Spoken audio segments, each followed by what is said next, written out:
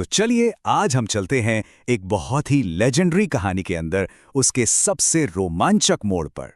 जरा सोचिए, एक तरफ है एक जालिम राजा और दूसरी तरफ दो नौजवान जो इतिहास बदलने वाले हैं। ये कहानी है कृष्ण के विजय की और कंस के वध की। तो अखाड़ा सज चुका है। एक तरफ हैं विशालकाय पहलवान जिनके शरीर एकदम वज्र की तरह हैं, और उनके सामने कौन है? दो कोमल से दिखने वाले लड़के जिनकी अभी अभी जवानी शुरू हुई है। मतलब देखकर ही लगता है कि ये मैच तो बिल्कुल एक तरफा है, कि कृष्ण और बलराम के जीतने का तो कोई चांस ही नहीं है।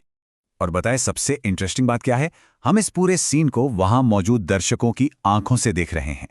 अखाड़े में जो महिलाएं हैं वो एकदम डरी हुई हैं। उनकी बातें, उस समय का जो टेंशन था, जो अन्याय हो रहा था, उसे हमारे सामने रख देती हैं। वो राजा को कोस रही हैं क्योंकि उन्हें पता है कि कुछ बहुत ही गलत होने जा रहा है। तो चलिए कहानी के पहले हिस्से में चलते हैं। एक अनुचित मुकाबला। ये सिर्फ एक कुश्ती नहीं है, ये एक क्रूर राजा का रचा हुआ एक भयानक खेल है।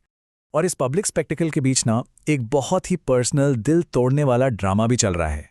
उसी भीड़ में कृष्ण और बलराम के माँ बाप देवकी और वासुदेव भी हैं। वो अपने बेटों की असली ताकत के बारे में कुछ नहीं जानते और उनका दिल डर और दुख से फटा जा रहा है।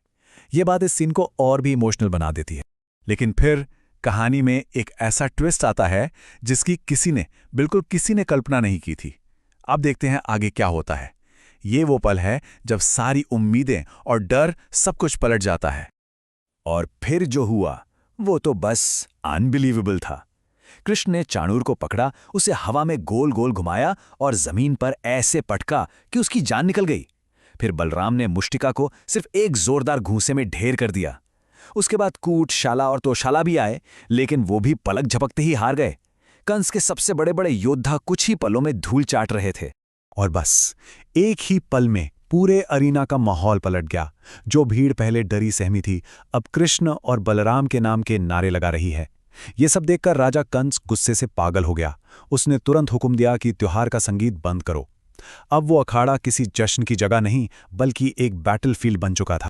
तो अब कहानी अपने क्लाइमैक्स पर पहुंचती है। कृष्ण और उस अत्याचारी राजा का आमना सामना, जिसने सारा खेल शुरू किया था। अब कंस अपना आपा पूरी तरह खो चुका है।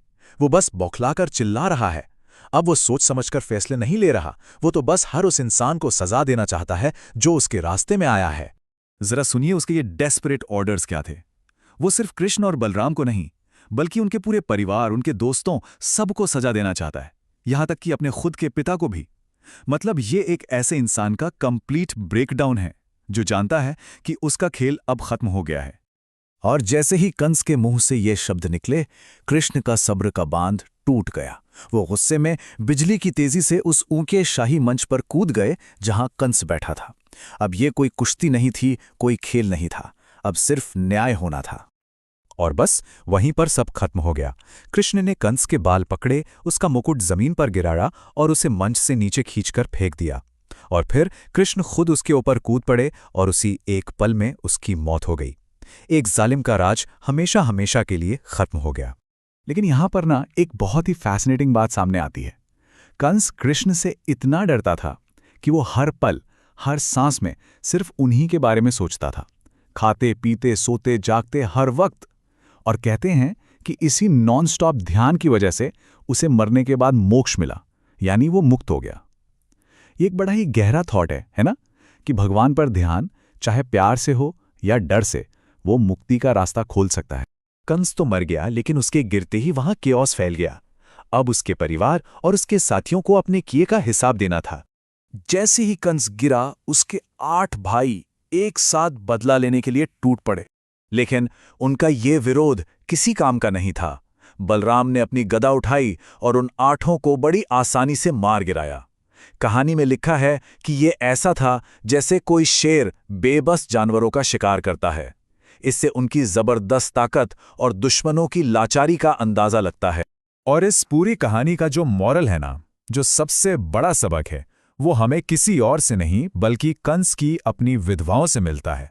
वो रोते हुए इस बात को मानती हैं कि उनके पति का ये हाल उसकी अपनी ही क्रूरता और बेगुनाहों पर किए गए जुल्मों का नतीजा था। ये कर्म के सिद्धांत का एक बहुत पावरफुल एग्जाम्पल है। तो इस सारी हिंसा और न्याय के बाद कहानी अब एक बहुत ही इमोशनल मोमेंट की तरफ बढ़ती है, एक बहुत ज़रूरी पुनर्मिलन की तरफ।